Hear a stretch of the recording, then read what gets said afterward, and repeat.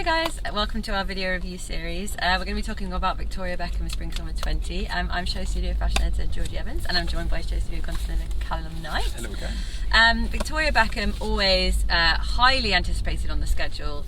The Fash Pack loves Victoria Beckham. They love to wear it, they get snapped in it, and it's also quite the celebrity spot, which is why the show is often a little bit late. We're waiting for the drama of it all.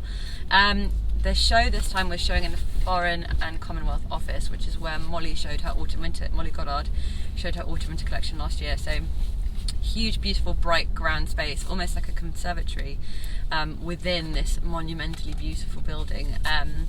And what follows is kind of a celebration of the dynamism of women, or the modern woman. And I actually think this is one of the better press releases, because sometimes press releases get really bogged down trying to sound flouncy, but this does really sound like something that Victoria would say backstage. So lightness, easiness, freedom, those are the ideas I was thinking of. We took a melting pot of references and inspiration from past decades, and then looked to our brand DNA, put everything together in a blender and made a new modern mix, which is really simple in its phrasing and just talking about a duality in women, moving between different ideas and different moods. I want clothes that move with a woman and that move with her life.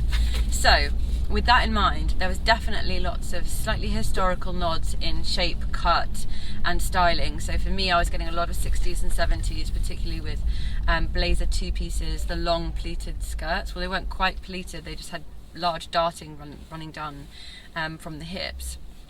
Lots of kind of nods to tweed, but not quite tweed. Very, very light cord, and all in these soft beige browns, which you would get in 60s, 70s, and also reminded me of really, really old Marc Jacobs, that kind of colour palette with pops of yellow underneath.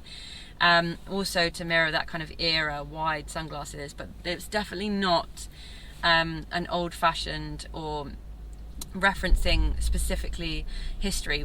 What I mean by that is it wasn't kind of quintessential 60s and you could be like, oh, she was definitely referencing this, definitely that, because it was done through such a modern vein that it was just those little tricks and tips that kind of made me think, oh, that's a 70s colour palette, or oh, that pocket there is a workwear jacket from kind of 70s, 80s almost. And then these beautiful flowing dresses as well then move slightly more into 80s again, 80s kind of disco a little bit as well.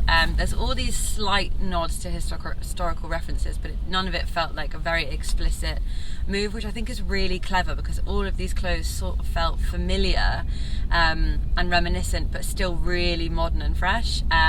The colour palette is always exceptional for Victoria Beckham, and the pops of that really grass, almost candy green on some of the flowing dresses was really infectious, and likewise the blue as well, really amazing. And the kind of slight clashing of colours with a rose here, or a slight beading necklace, and then the jewel would be a different colour, I thought was really strong. I do feel like some of the earlier looks reminded me of old Celine, particularly with the chain across that darted skirt I was talking about.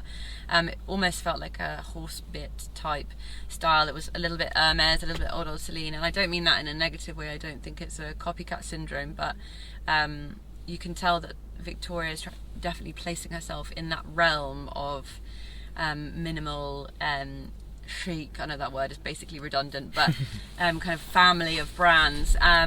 But I do think it was a really successful collection. I think it will do exceptionally well, and it was just really beautiful, really. It was kind of effortlessly beautiful, but really wearable. Sometimes Victoria Beckham has a loftiness to it, where you can't quite place yourself in the clothes, and I don't think that was here. It was definitely demure and beautiful and elevated. However, it was still approachable, if that makes sense. I've just like dictionaried a load of words at you there, but I was really impressed. I thought it was really beautiful, and this kind of coincides with her beauty launch, which literally went live yesterday, I believe, or the day before.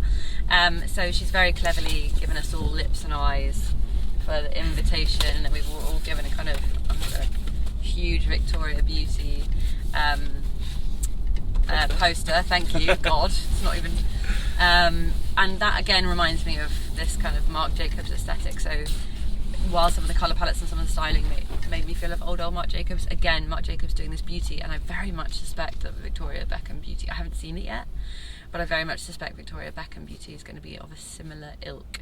So interesting very interesting to talk about. Very interesting to talk about, and I'm looking forward to see what that looks like in conjunction with her clothes, and whether this is going to be the Victoria Beckham behemoth, and will there be more to come. Well, I think I think it will. I mean, that show is kind of, it's more like a Paris show in terms of attendance and talk about and getting in and all of that stuff. It's very Fort Knox. Yeah, but which is all fine. But I think you really hit the nail on the head, because sometimes the problem with Hermès is this loftiness that almost lofts above you, and like, well, you could never be.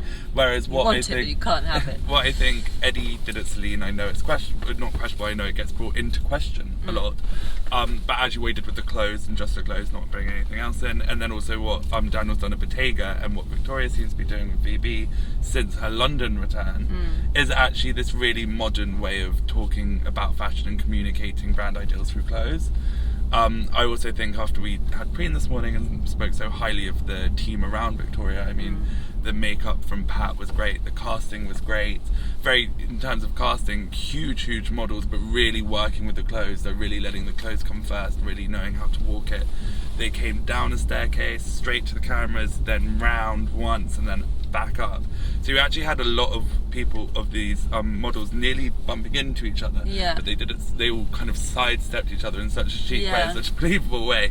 And it's it's these small details in how you present that I think really made it feel, believable that these women were just walking down the street and saying hello to each other. Yeah, it was effortless. Yeah. But also, obviously not effortless, because what the clothes are so beautiful and tailored, but I think it is that, I can keep saying this phrase, like no makeup look, where it's effortless, but actually there's quite a lot of work underneath that effortless chic. Well, about quite a lot of work, I did have kind of one thing that I did think is that some of the dresses were probably over considered, and possibly, possibly final tweaks. Actually, when you've been looking at something too much, you can't take yourself away from it. And maybe, that Chanel thing, the last thing you put on, take it off. There was lots going on, especially in the final look, that really took me out of this effortless chic thing, a chic vibe that we had going. The penultimate look was a full suit with with frills here that felt really kind of slightly 20s but supermodel. It was really modern, really great. I thought that was the last look. I was like, yes, amazing. What a way to end. And then this other look came out that just had lots of pleats going on with kind of embellished sashes, and then one was falling off, not in a bad, like on purpose, one was left to hang, and it just really complicated it for me, the whole thing. I was like, oh, wait, have I totally misread this? Yeah. But I mean, it's one look out of, I don't know, 40 really beautiful ones. I was wondering why there was a lot of also contemplating why there were so many polo necks and layers. I was like, we are in spring summer, are we? Oh yeah, but I mean, I don't think I can hardly think of anyone who's really. Who can hold back from putting a polo neck. Yeah, I mean, she's saying she wants to work with the new women. The women, not women. Everyone's going everywhere, no matter what time. The idea of a seasonal wardrobe out of the question. I think it's just helpful for us to make sure that we know what year it is. Yeah. There's only people who use season. Clearly, me a fumbling mess in this review. Well, yes, a great show. Really pleased. Looking forward to seeing what the beauty has in store, literally. Thank you guys very much for watching. Like, comment, subscribe if you're watching through YouTube, and make sure to head to SHOWstudio so you can see what we were talking about. Victoria Beckham review alongside Victoria Beckham runway images and more. See you guys very soon.